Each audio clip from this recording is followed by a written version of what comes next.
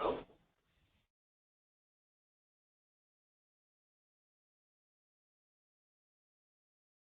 Good morning and welcome to the fourth in a series of lender training modules that we've just begun here at the Iowa Finance Authority. Today's training is going to be presented by Mark Suderman at our master servicer, the Idaho Housing and Finance Association, and Mark is the manager of the loan acquisition team. So he is the person to direct direct your questions to today. He has he has team members that he will talk about that you can also direct questions to. But again, this training will be focusing on delivery to master servicer. Our prior trainings, we had our first training, which focused on program overview, so best practices for the use of our programs and products. The second training focused on the locking a rate, reserving a loan, the lender online process for the pre-close compliance review, and the types of items that our loan production specialists look for in determining eligibility for by an individual for our loan products or grants. The third training talked about the post-close process and delivery to the Iowa Finance Authority after the loan has closed. So after that point, after the loan has closed and Iowa Finance Authority has reviewed our files and has approved them, at that point then Idaho, we do notify Idaho, and at that point then they will do their review and for purchase of that loan. Keeping in mind, and Mark will probably speak to this, that when you upload your post-close package to Iowa, you can go ahead and upload your post-close package to Idaho. So with that, I just wanted to make everyone aware that this is just focusing on delivery to master servicer. We've tried to break our trainings down into pieces of the process so that if someone isn't focused on delivery to master servicer, they don't have to sit through some of the other trainings. So with that, I'm going to pass the presentation over to Mark Suderman from Idaho, and we sure appreciate his help today in providing this training. So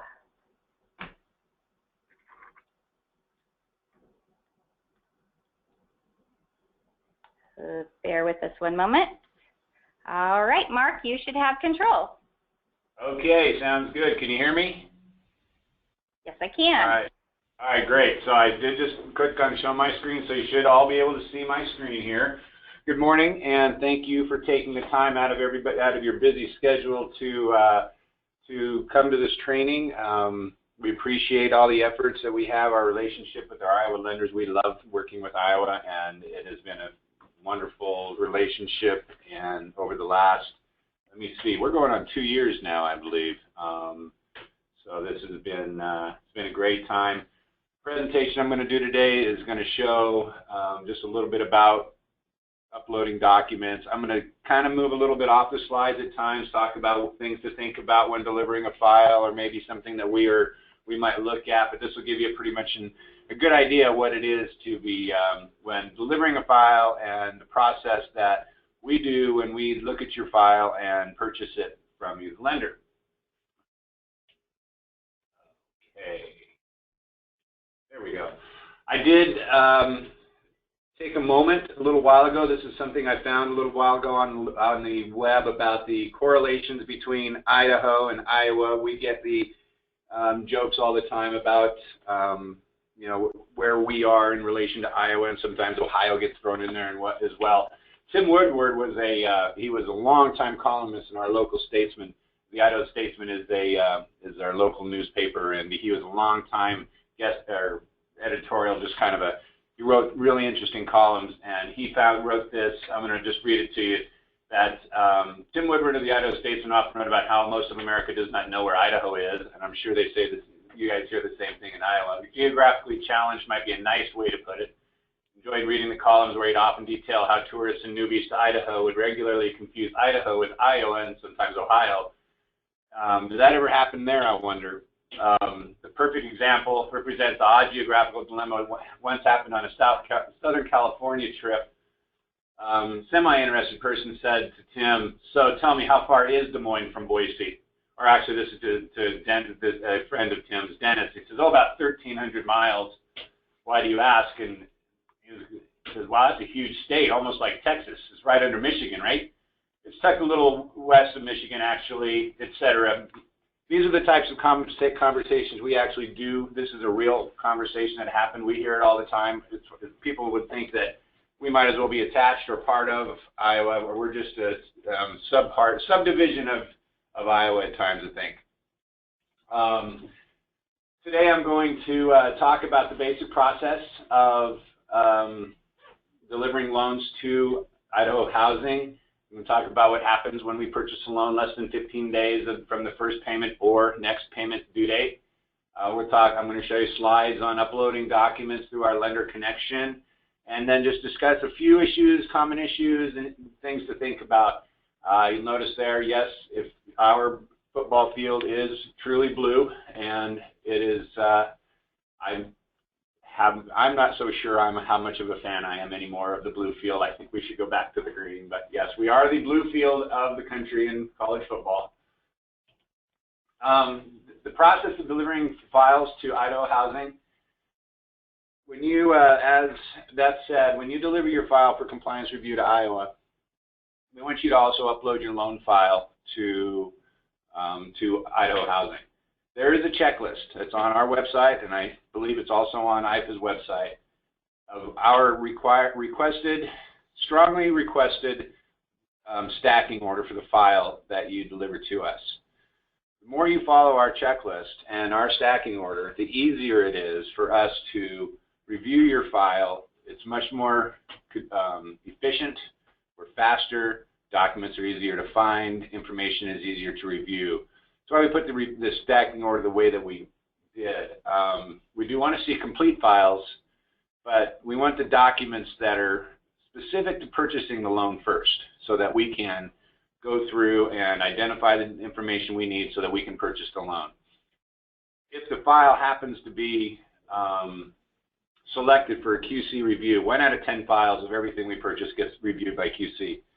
And then they're going to need to see the whole file. We don't necessarily need the entire file to purchase a loan, but if QC the file is randomly selected for QC, we do need to have the entire file so they can do a review of they do a much more thorough re-underwriting the review of the file. So it's important to send us the entire file. That's why the stacking order is set up the way that it is. It gives us the documents we need to purchase the file in the first part of it, and then the rest of the documents to follow. So you're going to upload that loan file through our Lender Connection web portal, and I'll show you the website and walk you through the step-by-step process here in a minute. The original note needs to be delivered to Idaho Housing. So overnight that original note to Idaho Housing and Finance Association. Our street address is there on the screen. We need that original note in our hands, of course, before we can purchase the loan. Once we've reviewed your file and we send out conditions, our system will send you out a notification that there are conditions on your file, and for you to log into Lender Connection and review the conditions that are existing on the loan and the items that we need before we can purchase the loan. You'll be able to see that on Lender Connection. To satisfy those conditions, you upload those through Lender Connection as well. So in the initial process, for us to review the file and purchase the file, the only actual piece of paper that you need to send us from the very beginning is original note. The rest of the documents are uploaded through Lender Connection. As we review a file, when we get to the point of purchase, if we're going to purchase that file within 15 days, less than 15 days of the first payment due date, or if there was a situation where it took a little longer, we've had situations where there may have been a payment or two have passed, and before we get the loan purchased, it's the next payment due date. But there's a regulation that says that the lender or the borrower must have at least 15 days notification with any change of servicer. So if we purchase a loan less than 15 days from the first payment due date, we are going to adjust the purchase statement accordingly.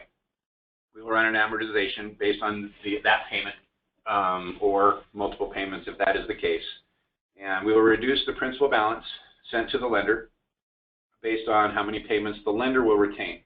So the lender would retain any payments that may have happened already or that are less than 15 days from the purchase date. And of course, that payment is going to include the taxes and insurance as well. So the lender will retain the entire principal, interest, taxes, and insurance payment. And since we need to have that insurance or taxes and insurance escrow payment in our escrow account to make it whole so that we have the right amount of money when we have to make the pay the bills when they come due, we will adjust the purchase statement. The initial deposit will reflect the amount of escrow per month that has passed. So if the lender retains the payment, $700 principal and interest and $300 worth of taxes and insurance, which would be $1,000, we're going to adjust that. We're going to take the initial deposit from the closing statement plus $300 for the monthly escrow that the lender receives and then retains. That way we don't have, you don't need to send us that escrow account, escrow funds. We've already accounted for it. One thing that does happen, and please note, when it is common that the FHA premium or a mortgage insurance premium comes due and the lender ultimately pays that premium, and then we purchase the loan and net out that premium from the purchase statement as well. We're aware of that situation. All you have to do is send us a request for reimbursement for an FHA premium paid and proof that it was paid and your account history is satisfactory. You just send us your little quick screenshot of your account history showing that the $123 was FHA premium was paid. We will send you a check route.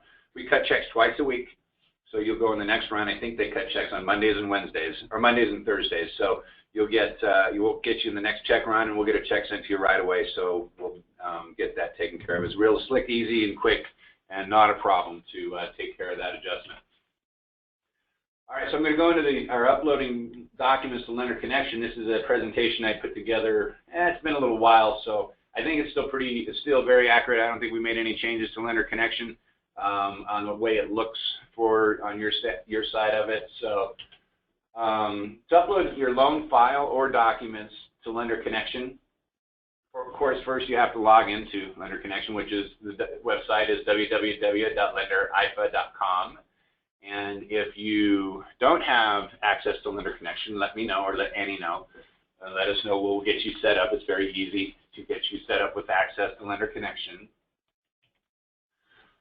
To upload a file, you would select loans. These are just snippets of the sections that'll look like. Select reservations.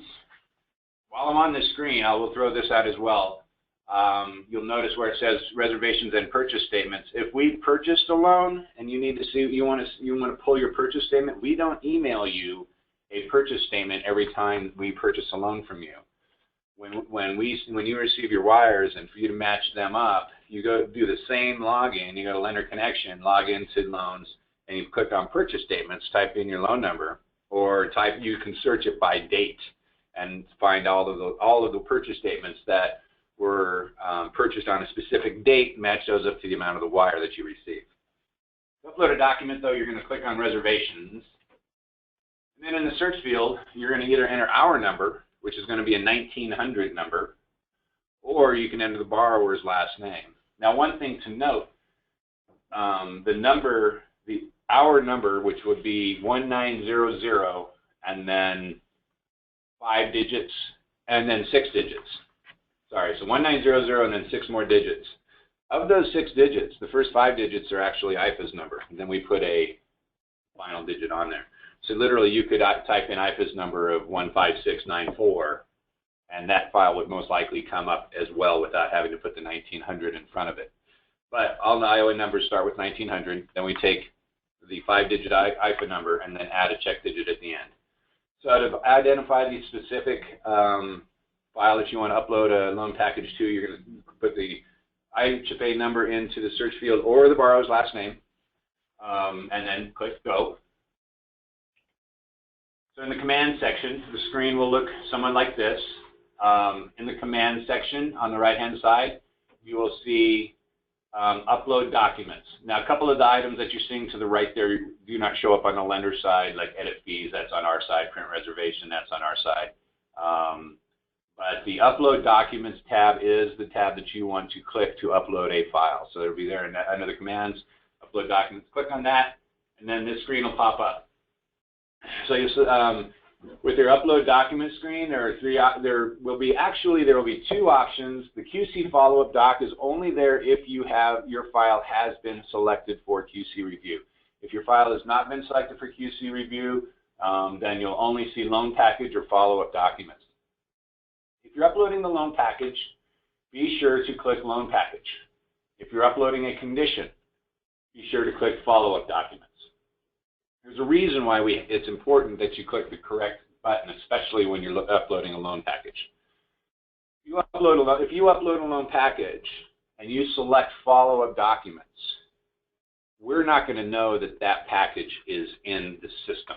We actually have a process on our end that notifies us and tells us that a file has been uploaded, a loan file has been uploaded for this particular loan. Loan number 1900-11111 for John Smith. When that loan file gets uploaded, you click loan package, a date populates in the loan package received date. That's how we sort files that are available for us to review.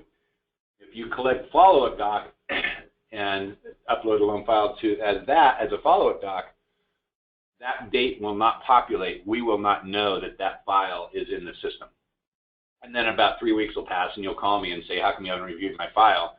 And then I'll go in the system, I'll figure out what happened, I'll re-index it, and we'll get that reviewed. But for it to hit the queue the way it's supposed to hit the queue, make sure that when you're uploading a loan package, you click on loan package. And again, when you receive your condition request and you go to upload a condition, you want to click follow-up doc, and then that will come through as a follow-up document,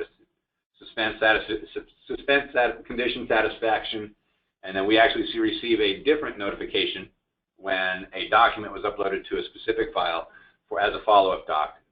So we're told that that's how we know when you satisfy the condition. We can go back into that file, see the condition, make sure it satisfies our need, and then we can proceed. If your file happens to be selected for QC and you get a QC review, you use the QC button to upload documents.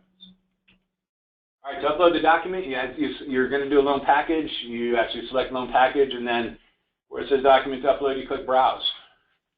And this part of it is much like anytime you're going to upload anything to anywhere, Facebook or whatever. You always have you got to go find the file, click browse, open it, and click upload. In the choose file to upload window will appear. It looks something similar to this. Identify the item that you want to upload from your desktop or downloads or documents or wherever it may be, and then click open. So now the link will be identified and show up in the document to upload window.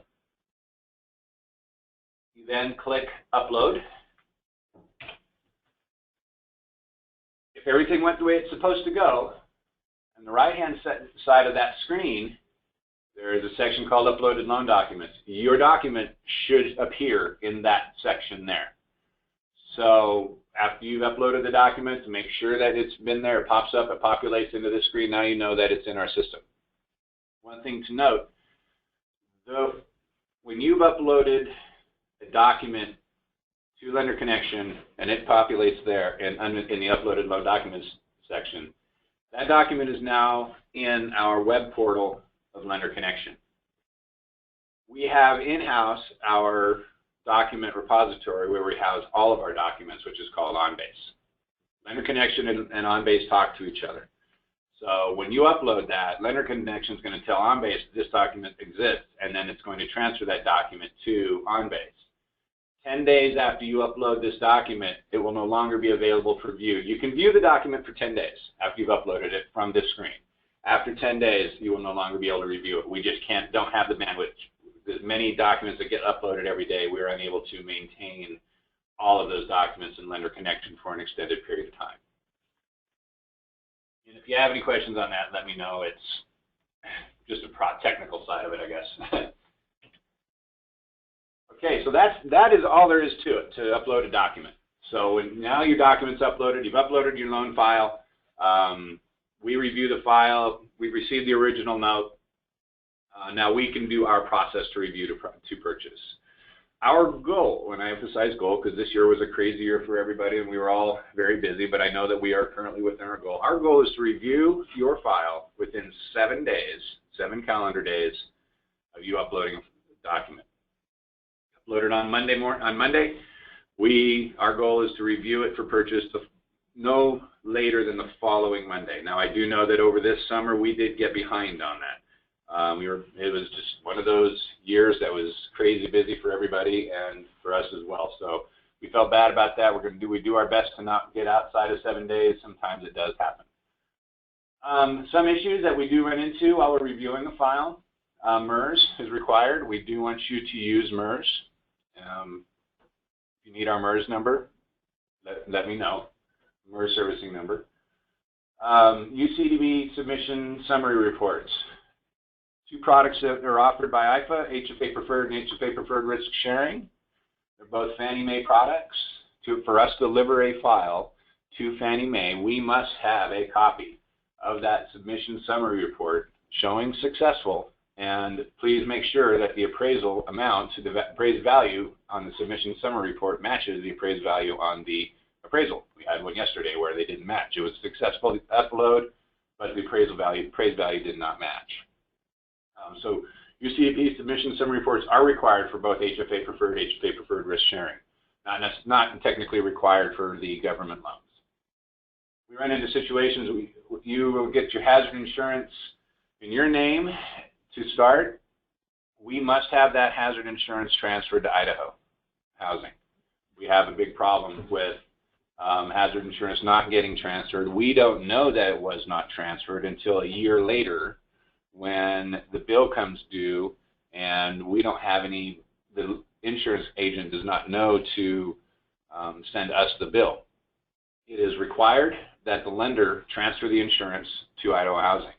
Same thing with the flood certification. You're going to get your flood certification in your name at closing, and then after, when we purchase the loan, or even before, which is preferred, you transfer the flood certification to Idaho Housing. We need that certification transferred to us. We can't do it. We cannot go to CoreLogic and request them to transfer it. It has to come from the lender. So that does need to be transferred. We recognize that it's most times it is best to wait until after the loan is purchased before these transfers happen. So our condition we will ask you for essentially a letter of intent. Send us an email, send us a note, send us a letter that says, yes, we will transfer that hazard insurance and flood certification once you purchase this loan. That will be sufficient for us to purchase the loan, and then please make sure that it gets done. Trailing documents are supposed to be received within 90 days. Now, the trailing documents constitute your original mortgage, original recorded mortgage, the final title policy, loan note guarantee, loan guarantee certificate, mortgage insurance certificate. Those are our trailing documents. And we have 90 days to deliver those to us. We have our document center is set up to receive those, manage those, track those, and deliver them to our document custodian. Pay attention for home buyer education when it is required. Another very common mistake is, for an example, on an HFA Preferred or HFA Preferred Risk Sharing loan, check your DU. If there are situations when one or both borrowers must take homebuyer education. It's a DU requirement. We cannot purchase the loan unless that homebuyer education is completed. Another thing, that homebuyer education is supposed to be completed prior to loan closing. Technically, it cannot happen after the fact. So after the fact, we have a real problem. We do have ways sometimes to make it happen.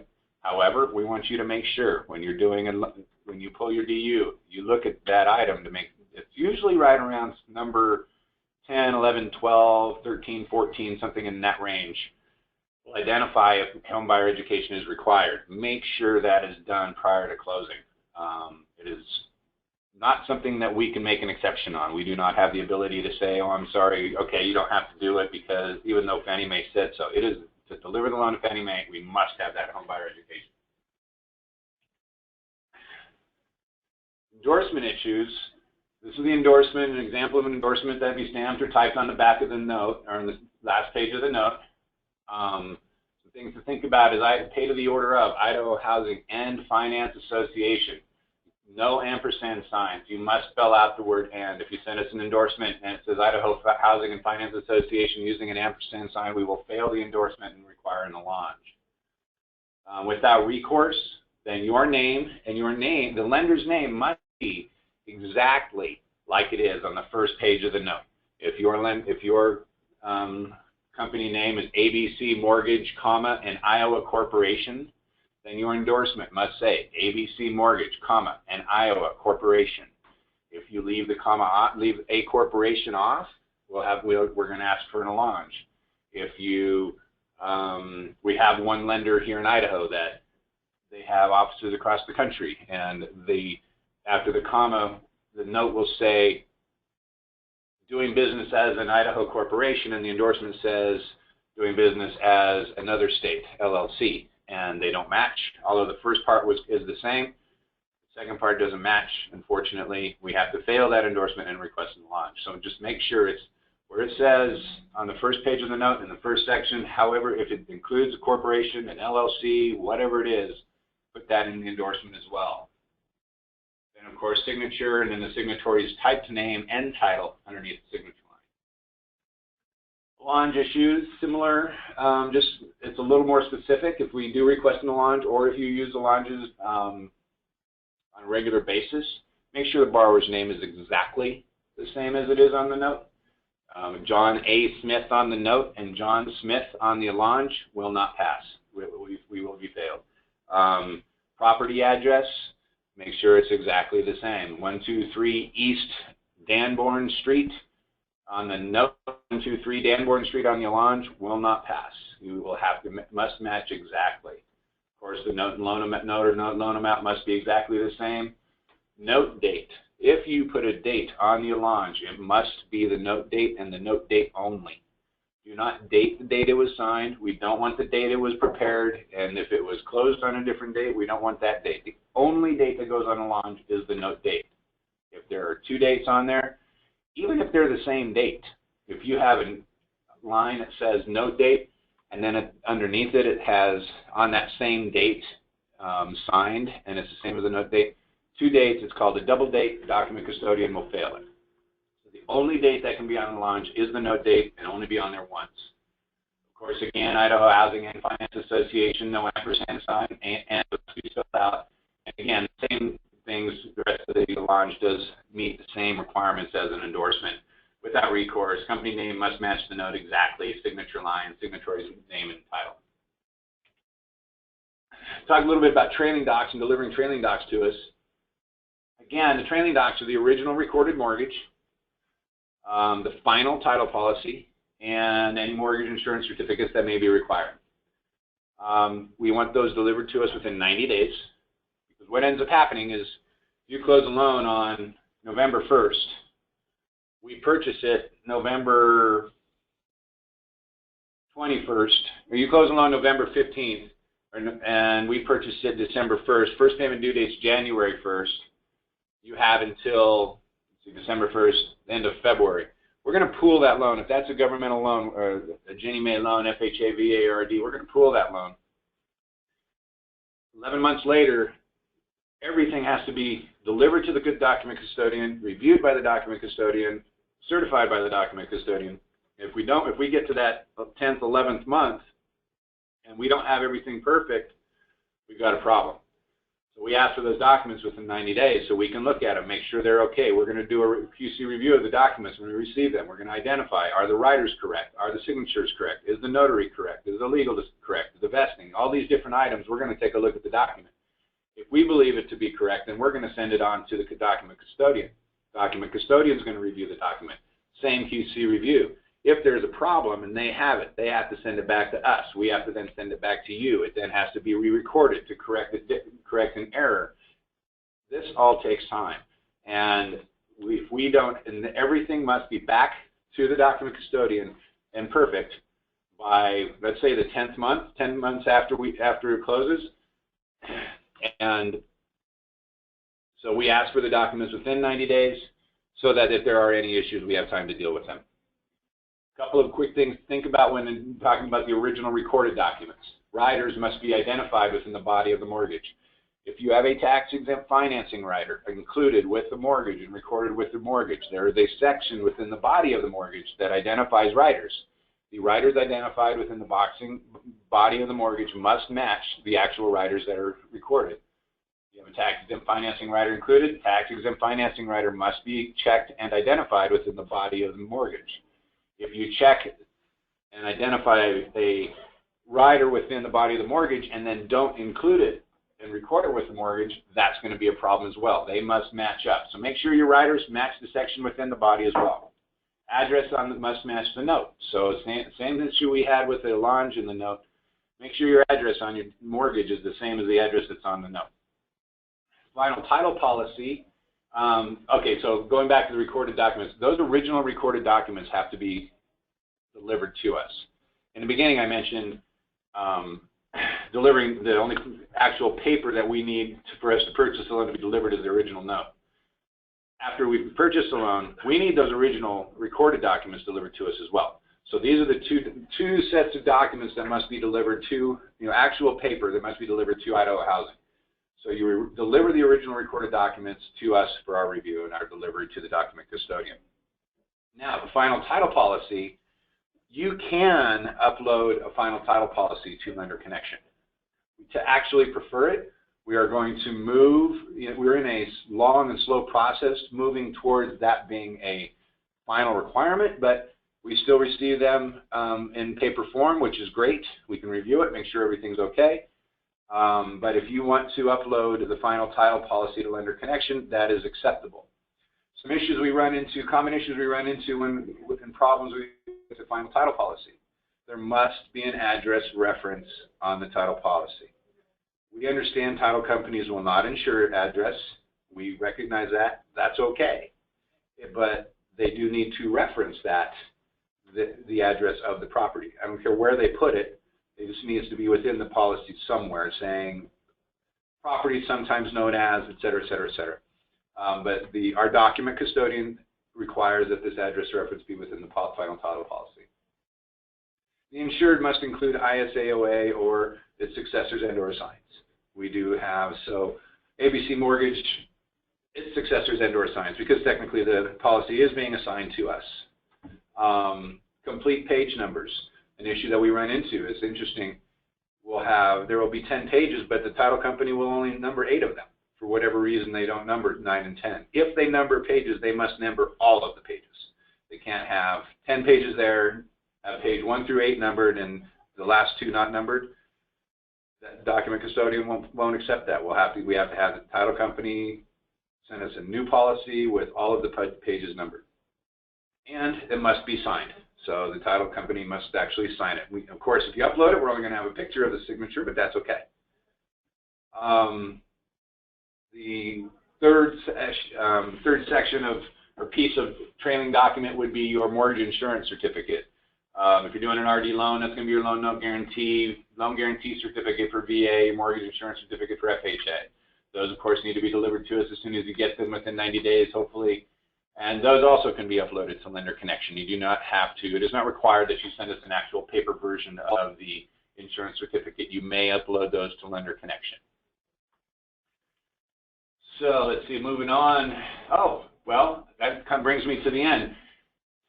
This is not how it looks in Boise today. Today, you can't see the mountains there, and it is all white, as it is snowing right now out there.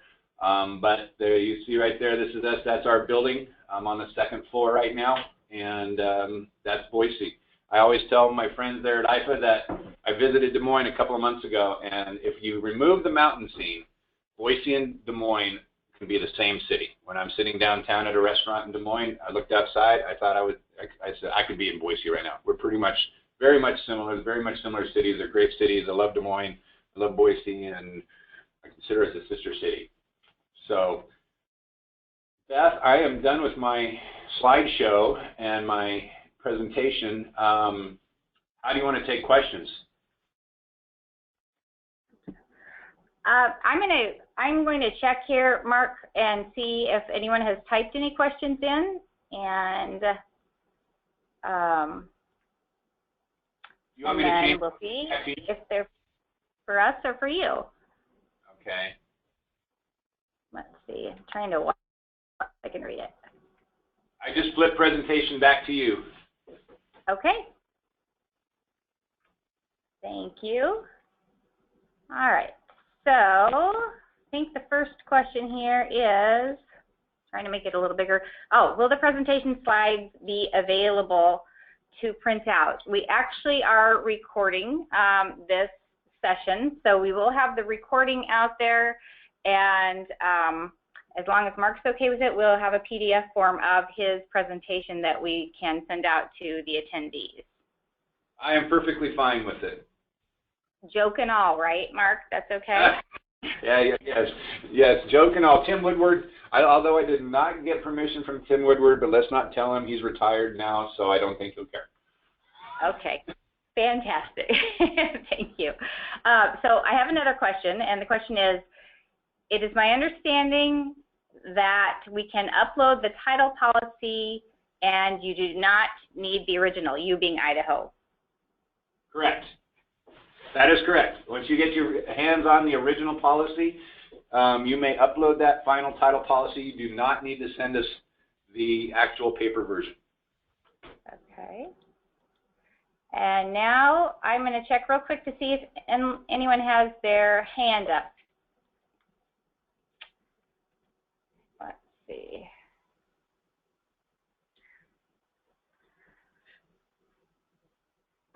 Okay.